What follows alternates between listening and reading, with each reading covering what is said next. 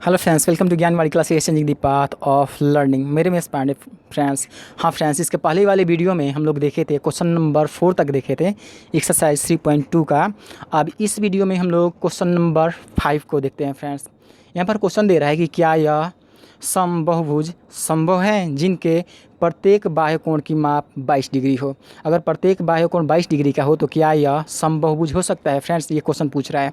तो हम लोग जानते हैं फ्रेंड्स, इसके पहले वाले वीडियो में या क्वेश्चन में हम लोग देखे थे कि प्रत्येक बाह्य कोण का जो योग होता है वो 360 डिग्री के बराबर होता है। ठीक है फ्रेंड्स, लेकिन यहाँ पर ये ध्यान देना है कि प्रत्येक बाह्य कोण का योग जो होता है 360 डिग्री के बराबर होता है। अगर इसको 22 को हम लोग कितना बार ऐड करेंगे तो 360 डिग्री आ जाएगा फ्रेंड्स। लेकिन यहाँ पर देख रहे हैं ये 360 डिग्री तो आएगा नहीं 22 को अगर ऐड करते हैं तो इसलिए संभव नहीं होगा फ्रेंड्स।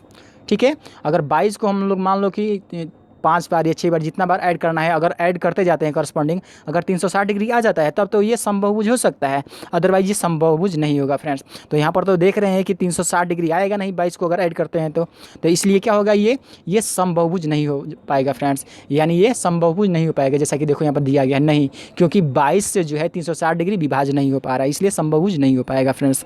अब ये क्वेश्चन नंबर 2 देखते हैं फ्रेंड्स। कह रहा है कि क्या यह किसी समबाहुभुज का अंतःकोण हो सकता है। अगर हो सकता है तो क्यों हो सकता है, ये क्वेश्चन पूछ रहा है। अब मान लो कि ये तो पहले बाह्य कोण दे रहा था, अब इसको अंतःकोण के रूप में अगर लेते हैं तो ये अंतःकोण के रूप में इसको ले लिया गया है।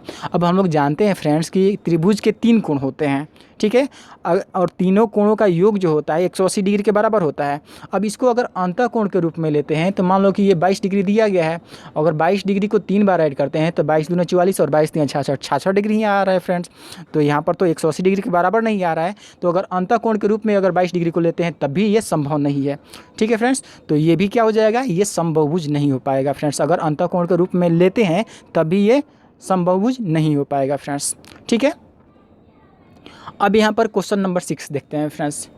क्वेश्चन नंबर 6 ये दे रहा है कि किसी समबाहुभुज में कम से कम कितने अंश का अंतःकोण संभव है और क्यों।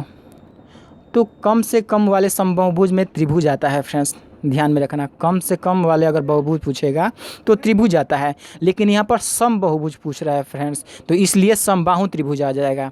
अब हम लोग जानते हैं फ्रेंड्स कि समबाहु त्रिभुज के प्रत्येक साइड बराबर होते हैं और उसके प्रत्येक कोण भी बराबर होते हैं।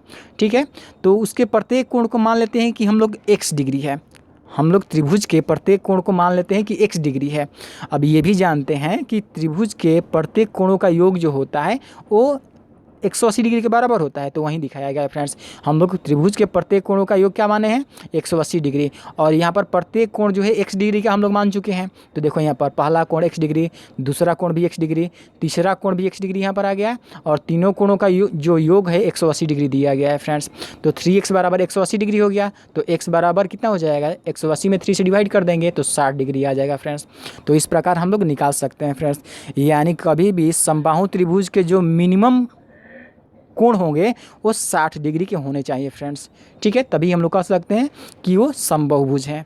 ठीक है फ्रेंड्स, अब यहाँ पर दे रहा है क्वेश्चन हम लोग का कि क्वेश्चन नंबर बी, किसी समबाहुभुज में अधिक से अधिक कितने अंश का बाह्य कोण संभव है, यानी कितने अंश का होना चाहिए।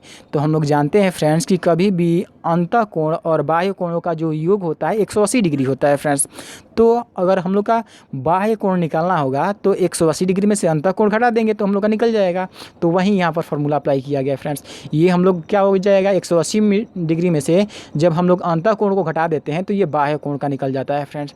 तो यहाँ पर बाह्य कोण हम लोग का कितना आ जाएगा, 180 में से जब 60 डिग्री घटा देंगे तो 120 डिग्री आ जाएगा फ्रेंड्स। ठीक है, तो इस प्रकार हम लोग मान निकाल सकते हैं। हाँ फ्रेंड्स, मेरे क्लास को, मेरे जितने भी क्लास हैं उसको आप देखना चाहते हैं तो नीचे लिंक दिया गया इस वीडियो में, उस लिंक को आप फॉलो कर सकते हैं फ्रेंड्स।